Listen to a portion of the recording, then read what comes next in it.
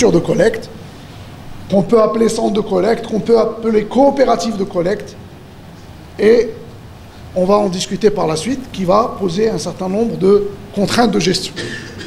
Et puis, ça a aussi été discuté hier, la protection de la production locale, parce que, personnellement, moi, je fais partie des gens qui pensent que le lait local ne peut être compétitif que s'il est à un minimum protégé. Sinon, la poudre, elle est là et elle s'impose et elle empêche le lait local, donc, de connaître un essor.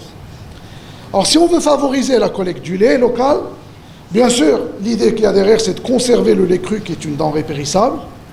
Et puis, il y a aussi donc, le fait que la consommation est le plus souvent éloignée des bassins de production. Le problème, il est là.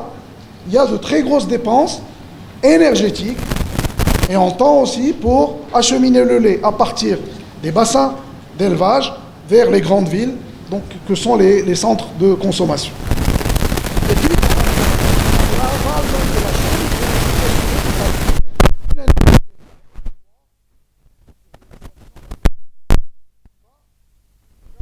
que le consommateur sera à l'aise en consommant ces produits. Alors les politiques de promotion du lait local, on appelle les méga-exploitations laitières, certains pays ont tenté ces expériences, ou de l'élevage local. Les photos se passent de commentaires. On observe dans pas mal de pays aujourd'hui l'apparition d'élevages totalement hors sol, avec parfois des milliers de vaches, avec toutes les conséquences économiques, écologiques que cela suppose. Et puis bien sûr, on a aussi donc l'élevage familial. Vous avez typiquement une photo ici, avec 2 ou 3 vaches, qui constituent souvent l'essentiel donc de l'approvisionnement. Chacune de ces options ont bien sûr leurs avantages et leurs inconvénients.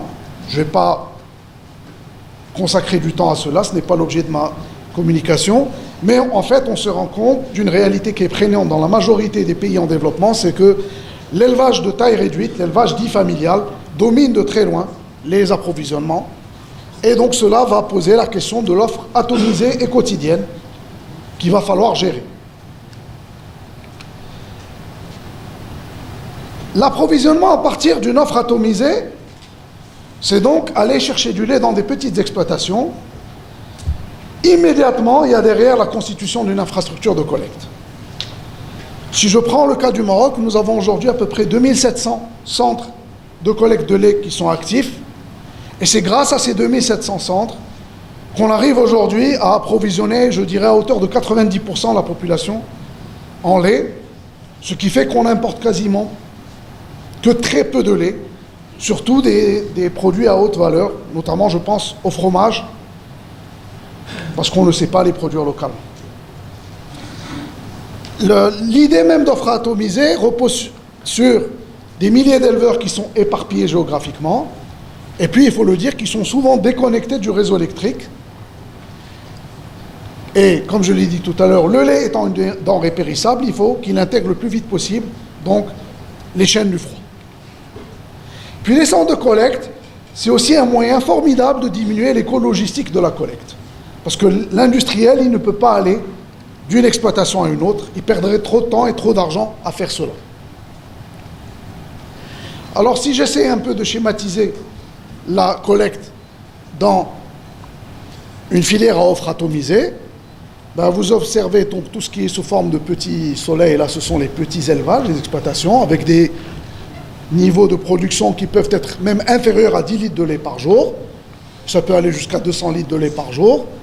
Le lait est acheminé vers les centres de collecte, et puis l'industriel va envoyer donc le camion citerne dans les centres pour s'approvisionner en matières premières. Cela n'empêche pas certains grands élevages qui ont au-delà de, je dirais, 300 à 500 litres de lait par jour, d'approvisionner directement l'usine laitière en lait. Et donc c'est le mélange de tout cela, de ces petites gouttes de lait, de ces petits volumes de lait, qui va intégrer l'usine et qui va permettre par la suite donc de nourrir surtout des consommateurs urbains.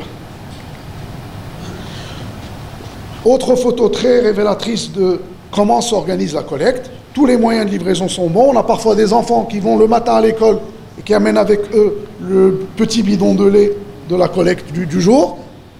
En motocyclette, quand on a des volumes un peu plus importants, on a les moyens de s'offrir une motocyclette. En charrette, parfois avec la charrette qui va amener le lait des voisins, etc. Je ne rentre pas dans les détails, mais ces détails-là vont par la suite être importants pour comprendre les défis de gestion qui vont être posés. Alors, qu'est-ce qui se passe dans un centre de collecte? On peut distinguer en fait deux, on va dire, entités qui interviennent dans le centre de collecte. On a la partie qui concerne le centre de collecte et ses fournisseurs en amont. Donc l'éleveur qui va amener son lait, le lait va être versé dans le récipient du centre de collecte et on peut éventuellement procéder à des analyses très sommaires de ce lait.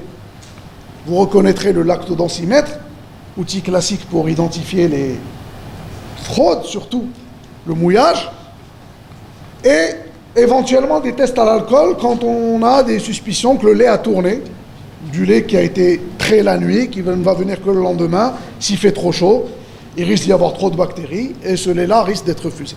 Mais vous voyez que ces contrôles sommaires ne permettent en aucun cas d'avoir une idée sur les vraies valeurs de qualité du lait qui intéressent tout le monde, c'est-à-dire le taux butyrieux, éventuellement le taux protéique.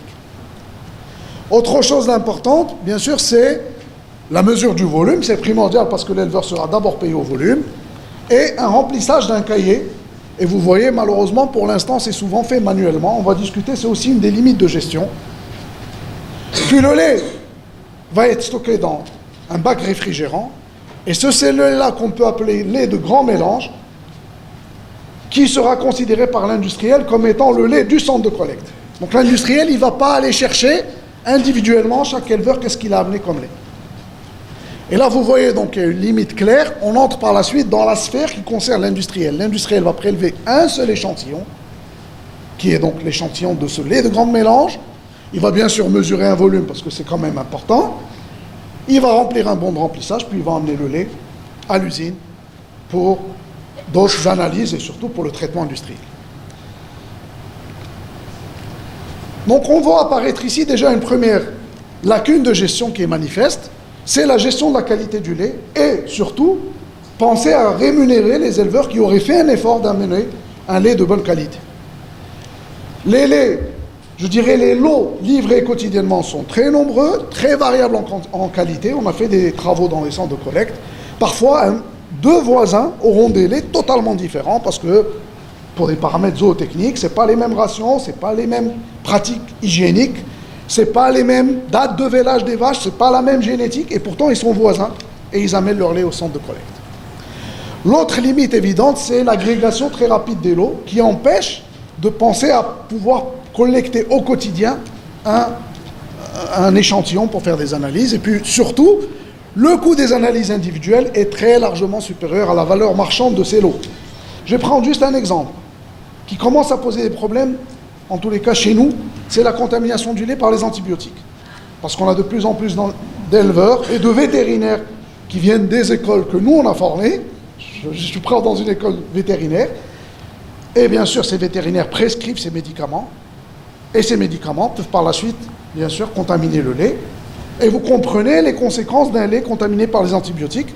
Pour l'industriel, c'est une catastrophe parce qu'il ne pourra pas fermenter ce lait. Donc il n'y aura ni possibilité d'avoir du fromage ou des yaourts. Et si on veut faire l'analyse, ça coûte à peu près 3 € par lot livré, ce qui est souvent supérieur au volume de lait qu'a apporté chaque éleveur. Donc on ne peut pas faire l'analyse. Bon, ça c'était juste un exemple, et c'est le cas aussi pour le taux butyrieux, le taux protéique, etc. Donc dans ce système-là, il n'y a pas de paiement individualisé, appelons les choses par leur nom. Pour l'instant, on n'y est pas encore. Et les primes, quand il y a des primes sur le lait de grand mélange, pour l'instant, elles sont collectives. C'est la coopérative de collecte qui va percevoir cette prime, qui va l'utiliser par la suite, des fois pas toujours selon des normes très transparentes. Et ça, il faudra en discuter ultérieurement. Et surtout, dans ce genre de système, l'industriel, le plus souvent, il est en position de juger partie, parce que c'est lui qui va faire les analyses très fines à l'usine, et cela amène parfois, malheureusement, des contestations. Les éleveurs qui disent « Nous, on ne comprend pas pourquoi il y a une pénalité. Vous nous infligez une pénalité collective, et nous, on est sûr que notre lait, il est de bonne qualité. »